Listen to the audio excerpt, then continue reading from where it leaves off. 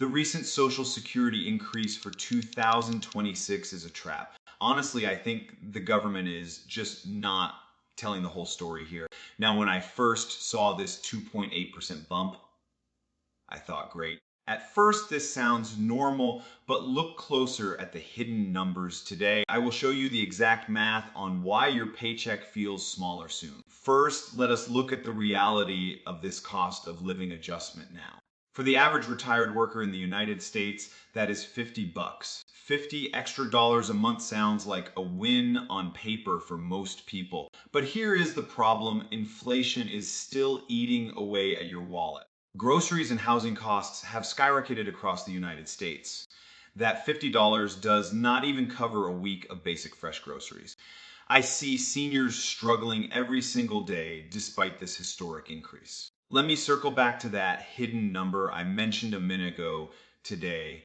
Medicare Part B premiums jumped by over 11% this same year. They take that premium directly out of your Social Security checks now. So your $50 raise is instantly wiped out by healthcare costs. Honestly, giving with one hand and taking with the other is just wrong. The net gain for most people is barely enough to buy a cup of hot coffee. Now, I will explain how this impacts the trust fund depletion in a moment. But first, we need to talk about the taxation of these monthly benefits. You paid taxes on this money your entire life while working hard for it. Now they tax you again because the income brackets have never changed. Since 1984, the tax thresholds have remained exactly the same.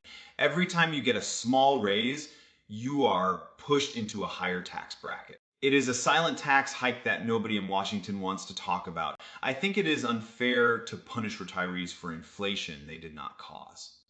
Okay, returning to that trust fund issue I brought up a little bit ago.